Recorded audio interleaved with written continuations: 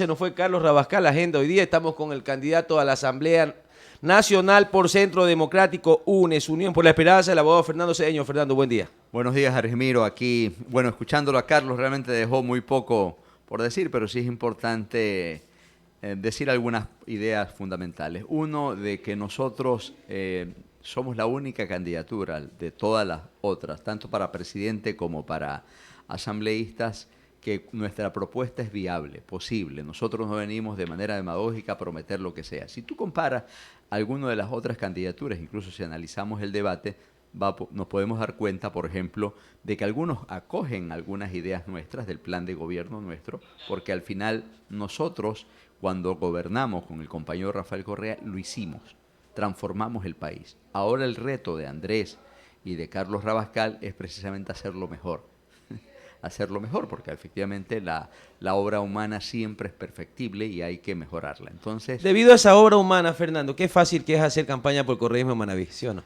¿Ah? bueno, Es pero fácil. no nos confía, es realmente, La gente lo no es saluda. fácil, es Aquí en un fortín que es se reconfortante. genera por la confianza y por las obras Sí, realizadas del gobierno Correa. es reconfortante porque uno ve el cariño, ve las muestras de efecto, pero también en el caso nuestro nos compromete a no defraudar.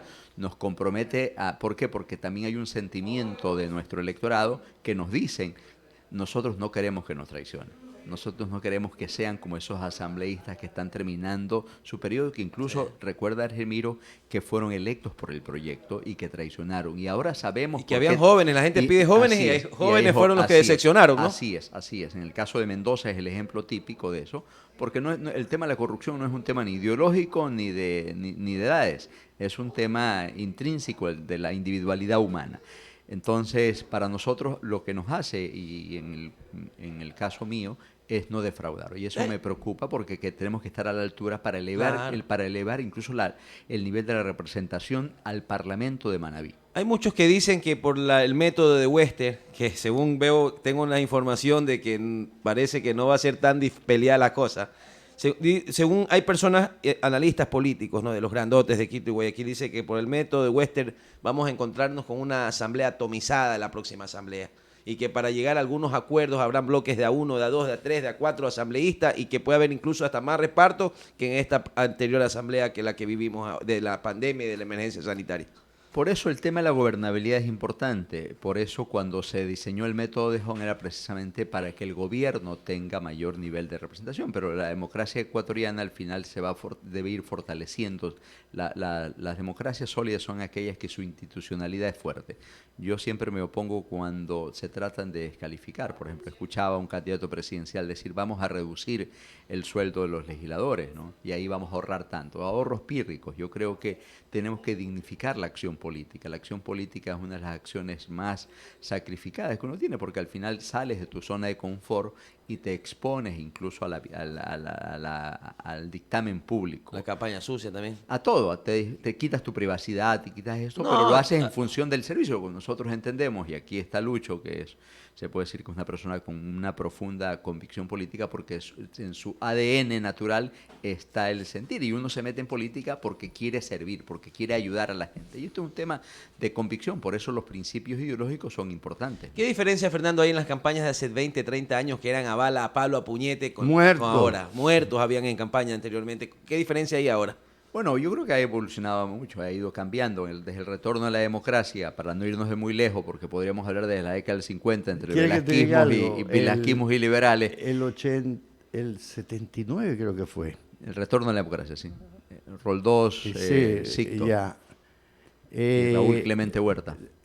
Dice, y René Mollé Mosquera. Hemos tenido, yo me acuerdo que voté por René Mollé en la primera vuelta y en la segunda por los dos. Pero se decía en ese tiempo que habíamos avanzado como país, solo habían existido 6 muertos.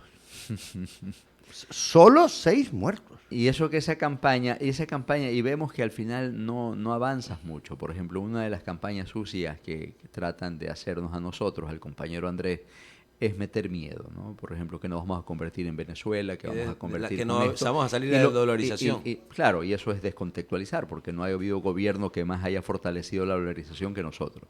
Pero entonces tú te das cuenta, incluso con los personajes políticos que todavía están, te das cuenta que no ha habido mucha evolución. Nosotros sí hemos hecho una renovación total, producto incluso de la persecución, ¿no?, que hemos sufrido. Por eso Andrés es nuestro candidato, Carlos es el candidato a vicepresidente y incluso lo propio, ¿no?, porque pese a que yo toda la vida he estado en la acción política, pero primera vez que soy candidato, entonces tenemos realmente una profunda renovación política, pero el resto de las organizaciones no renovan a sus cuadros, ¿no? Siguen estando los mismos. Así es. Por eso tú ves a un Agdalá candidato, Yes. a un Nebot peleando que al final no se lanzó, etcétera. O sea, tú ves Alvarito también que se lanzaba. O sea, tú, si comparas eso, es casi un escenario muy parecido al 2006, 2007, 2004, 2000. Vamos en relación a la propuesta, Fernando, de Centro Democrático, de UNES, del correísmo, como se lo llame. A veces hay cosas buenas. El gobierno Correa tuvo cosas buenas, pero ahorita que hemos dado oportunidad para que todas las organizaciones políticas, todos los sectores vengan a hablar sobre propuestas que debe haber en la nueva asamblea, las reformas que deben, todo el mundo apunta a la reforma de la educación. Que, por ejemplo, debemos de regresar al preuniversitario. Ya los padres, por ejemplo, un hijo sale a dar su prueba, pero le sale para estudiar ingeniería agrónoma en Morona, Santiago, un ejemplo, por hablar de memoria, ¿no? ¿Qué pasa? El gasto de mandarlos, el muchacho no tiene casa, no tiene carro, no trabaja. Va a otro hábitat. Ya, va a otro mundo. Se va de la gente quiere quedarse en su patria. Por ejemplo, que no se le mutile el derecho de escoger su carrera. Por ahí me decía la arquitecta Pirina, pero Ramiro, no podemos seguir teniendo 5.000 abogados y no tenemos plazas de trabajo para abogados. Correcto. Yo estoy de acuerdo, pero va a haber una manera de reforma para ubicar y mejor, y que la gente ya no es que no sea costoso estudiar una carrera, sino que un derecho como todos. Y eso es la propuesta que más fuerte le han dado en todos los ámbitos sociales, es a la reforma de la educación, porque la gente quiere estudiar lo que uno quiere, no lo que le imponga un examen. Sí, bueno, ahí hay varias cosas. Uno, nosotros efectivamente ponemos mucha fuerza. El segundo eje del plan de gobierno de Andrés y de Carlos es precisamente el eje de futuro, donde el tema de la educación cumple un papel importante. Y la educación de manera integral, tanto desde su nivel preescolar hasta la educación universitaria. En el caso de la educación universitaria no hubo gobierno que más fortaleció la educación pública en nosotros en todos los niveles.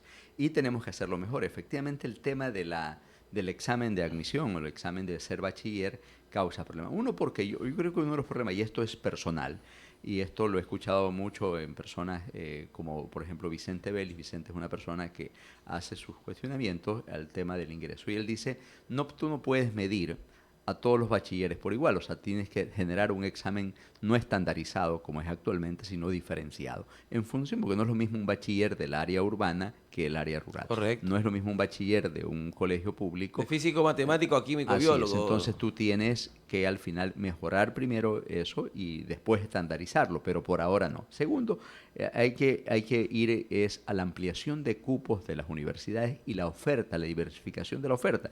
Como tú decías, no todo el mundo puede estudiar Derecho, ¿no? Pero por eso debemos ampliar las carreras y tenemos que hacer una apuesta que ya lo ha hecho la Universidad Técnica en los últimos años, que es la educación en línea, y que ahora vemos que hemos estado acertados por cuanto es lo que ha pedido poder solventar y no hacer que el año 2019 sea un año perdido. Entonces, alrededor de 5.000 estudiantes en línea tiene. Así es, y permite el acceso. Yo, por ejemplo, yo tuve la oportunidad que en la pandemia di clases, volví a dar clases a los tiempos y teníamos estudiantes, yo tenía estudiantes del Empalme, de la Amazonía, incluso ecuatorianos en el exterior. Entonces eso permite que se democratice el tema de la enseñanza. Entonces son apuestas que hay que hacerlo y sobre todo también hay que invertir mucho en la educación técnico superior. O sea, porque de pronto no todas las personas quieren estudiar una carrera terminal en la universidad. Entonces hay que diversificar la oferta, diversificar las opciones y mejorar, ¿no? ¿Podría darse, Fernando, la educación online como educación de primera línea, como presencial? Tú como docente. A ver, la educación presencial tiene su gran fortaleza. Todo, por totalmente. eso es el campo, por eso no desaparece. Es como el tema ¿te acuerdas que se hablaba que la radio iba a desaparecer? Y lo que ha sufrido es una fortaleza tremenda, porque el desarrollo tecnológico, lejos de desaparecer, lo que le ha hecho es convertirla, pero en un abrir y cerrar el ojo en un canal de televisión. Entonces, Y lo mismo, ¿no? En el caso de la educación presencial, el campus te genera otros niveles de relacionamiento. El mismo hecho que tú puedas interactuar de manera más directa, el mirarse a los ojos, el poder repreguntar, etcétera. O sea, para mí, será que puedo ser muy achapado a la antigua, No, pero no nosotros va a mismos reemplazar, decimos que no no es va a lo mismo reemplazar, pero sí es una muy buena forma y una apuesta que para la ayudar a la humanidad gente. y que las nuevas generaciones no tienen ningún problema en hacerlo. Tal vez para nosotros se nos hace difícil porque somos todavía del papel, no somos de una pantalla de computadora, entonces, pero para las nuevas generaciones, por supuesto que es una Sí, salida hasta una y entrevista. el mundo va hacia allá. Hasta una entrevista es mejor presencial que vía Zoom, porque aquí uno puede No, desarrollar temas al momento. Así es. Y ¿Ya? tú ves, pero claro, porque tú también sabes que al final a veces es mejor tener al entrevistado en el estudio Claro. que entrevistarlo en esto. Vía Zoom. Pero es un tema de acostumbrarse, ¿no? De irse adaptando. Y la pandemia nos ha llevado a eso, ¿no? Incluso a mejorar hasta el tema de nuevas modalidades de trabajo, ¿no? Tenemos que ir adecuándonos a los A tiempos. ver, Fernando, con usted tengo que hablar el asunto. Si Manaví no lleva un planteamiento de cambio de modelo de Estado, vamos a seguir dependiendo. Su candidato es Arauz gana la presidencia, muy bien nos va aquí en Manaví, nos da obra, todo eso, nos resuelve los problemas de los hospitales, todas esas cosas. ¿Estamos en eso? Bien. Se va Arauz y volvemos a lo mismo, al morenismo, que no nos ha dado ni un grano de arena. No podemos seguir dependiendo de las personas que transitoriamente estén en el gobierno o en el poder, porque el poder es la capacidad de tomar decisiones. ¿Por qué no plantear el cambio del modelo de Estado dándole más poder a los gobiernos locales, ¿Sí? con rentas? Para eso es necesario un gran debate nacional. O sea, no es que yo no soy partícipe de decir vamos a cambiar las cosas y por la misma llamar a una nueva constituyente. No. Yo sí creo que el presidente de la República, el primer día que se posesione, No pegarse la borrachera como otros. es decir, señores, les pido que se reúnan en cada manzana, en cada barrio, qué sé yo. Critiquen la Constitución de Montecristi, porque es necesario reformarla. Nosotros no. El mundo es tan rápido ahora. Yo recuerdo que antes decía, no, cada 6 meses, tú compras una computadora, a los 6 meses ya estás actualizada, pues sale una nueva. Hoy día a las 24 horas te sale el cambio, ¿no? Entonces, hay que reformar esa Constitución para ponerla a punto con el mundo moderno, que viaja muy rápido. Pero que se reúnan la madre de familia, en vez de reunirse para hacer un bingo, que empiecen a opinar, a ver cuáles son sus problemas. Mi problema es que no tengo plata para esto, para lo de acá, para lo de allá, qué sé yo. Yo veo que hay mucha injusticia en esto. Bueno, que empiecen, y todo eso tabularlo, Y de ahí sacar más o menos los requerimientos de la gente en todo el país. Y sobre eso ir a una consulta. Sí, tenemos que recuperar la capacidad de escucha, ¿no? Y de diálogo. Y de obvio. diálogo, así es, pero de escuchar sobre todo. Claro. Porque es entender lo que está pasando en territorio. Y al final, por eso todo gobernante que al final pierde sintonía con la realidad es aquel que se encierra, ¿no? Hay un pensador que se llama Carlos Matus, él decía, el líder vive en una jaula de cristal, pero esa jaula de cristal es... no, se ve de manera diferente de adentro hacia afuera y de afuera hacia adentro. De afuera hacia adentro están viendo todo lo que tú estás haciendo, pero de adentro hacia afuera ves difuso porque pierdes contacto con la realidad. Por eso un gobernante exitoso es aquel que no pierde nunca contacto con su gente. Entonces, y tenemos que ir a un modelo de Estado, en primer lugar, que espera, se te descentralice. concluyo, no esperar que 136 iluminados, usted va a ser uno de ellos, se encierren en esa, Así es, en en esa esa burbuja, cárcel de así. cristal en la Asamblea Nacional Así y digan, nosotros sabemos lo que le conviene al país, vamos a hacer Así esta reforma. No. Así es. Yo No. te digo, en esta uno se cree a veces que tiene mucho, que conoce algunos temas, pero cuando tú recorres te das cuenta de realidad. Te cuento 2 cosas que además muy, muy dramáticas. Justo la semana pasada que vino Carlos, creo que el día lunes tuvimos un encuentro con mujeres y habló un grupo, hay una asociación de mujeres que tienen a sus hijos presos en cárceles centroamericanas y en Norteamérica. que a veces es una realidad que uno desconoce.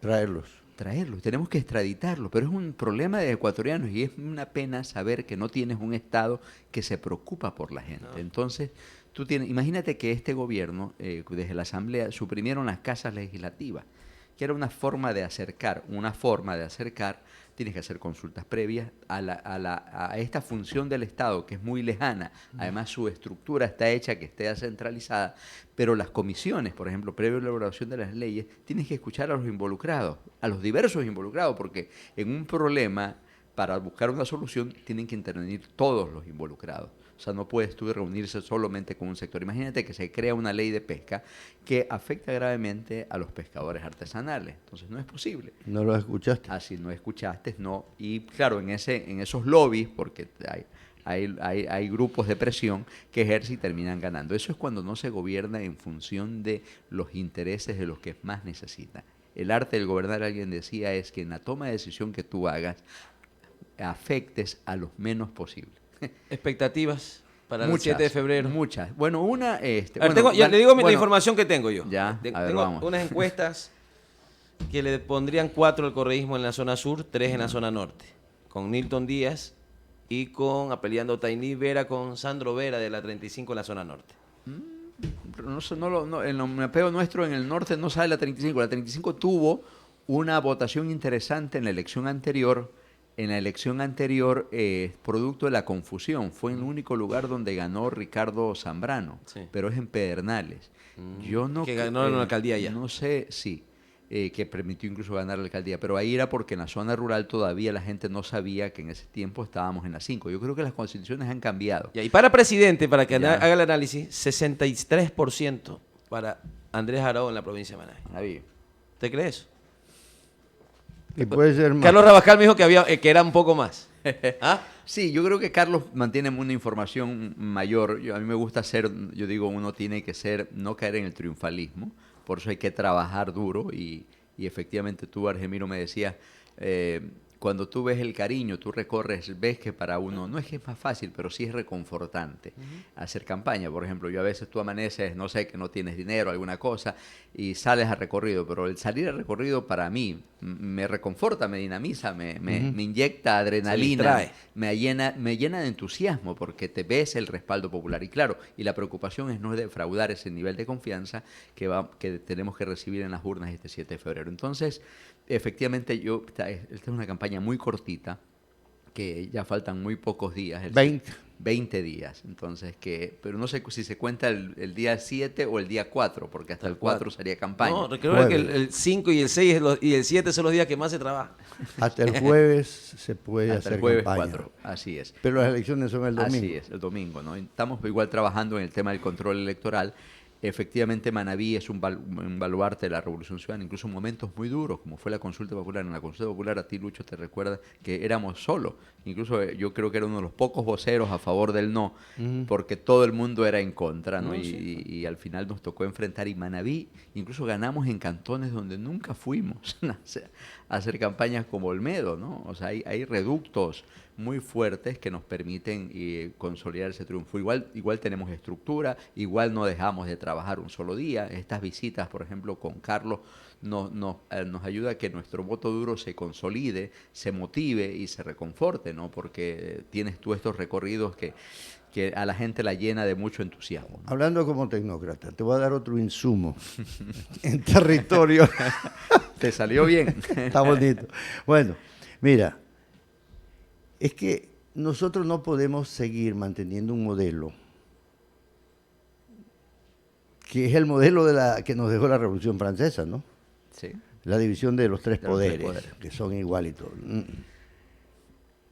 ¿Tú crees que es coincidencia? Son tan malos los asambleístas en Latinoamérica que hablamos de la crisis del Parlamento latinoamericano que empiezan bien y rapidito se van al vacío. 2%, 4%, 6%, 8%, 10% en el mejor de los casos. Es en Latinoamérica esa constante. Sí, pero ¿Qué quiere decir? ¿A dónde voy yo? Sí, sí. De que ya la gente o sea, que ya la forma de democracia ya se le sacó todo el jugo. La Asamblea Nacional Es como los abogados. Nosotros los abogados, ¿qué hacemos? Cuando redactamos un contrato, las partes se ponen de acuerdo y nosotros le damos el marco jurídico. Lo que tiene que hacer la Asamblea es eso, una constituyente es eso. Pero previamente tiene que consultarle ¿a quién? Al pueblo, a los ecuatorianos. Por eso te decía yo, esas consultas, en cada barrio, en cada calle, que se reúnan. El poder popular, ¿no? Que nosotros, exactamente, y que y la ellos digan, democracia esto participativa. pensamos nosotros, ¿no es cierto? Se tabula. La Asamblea Nacional lo que daría es la forma jurídica. Así es. Porque, por ejemplo, dice, debe de prohibirse tal cosa. Ya. Entonces viene un abogado en la Asamblea Nacional y dice, "Pero, un momentito, nosotros no vamos a crear normas blancas.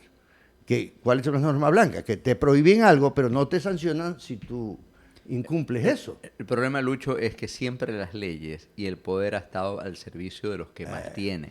Entonces, nos vamos a la democracia directa. Así es. Tenemos que ir a un modelo de fortalecimiento de la democracia participativa y en la que fortalezcamos la democracia representativa. Yo creo que tú conoces mucho la realidad chilena y sabes cómo ese modelo, por ejemplo, Hoy día fracasó. está eso, el nivel de descontento de la población, porque un modelo de desarrollo fracasó y es lo que ha pasado. Por eso es que al final, ¿sabes cuál es la diferencia? Por eso entre el socialismo del siglo XXI y por eso los tiene locos, porque hemos sido exitosos en la gestión.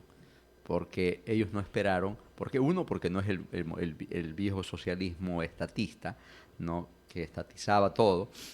Pero Y es que ese no es el... por eso, bueno, entonces eso ahorita, no es por eso te digo, socialismo. ahorita, por eso tú creo que fuiste una de las personas que abrazaste el tema de la socialdemocracia de manera muy prematura, mientras nosotros todavía seguíamos en esto, porque es entender el nuevo momento, el nuevo momento de la humanidad. Nosotros proponemos un estado de bienestar. Un estado de bienestar es aquel en que conjuntamente entre empresa privada y el sector estatal fortalezcan convivamos y dinamicemos la economía, porque somos actores importantes, porque deben haber regulaciones, ¿no? Esto no puede ser tierra de nadie, no podemos dejar que todo lo regule el libre mercado.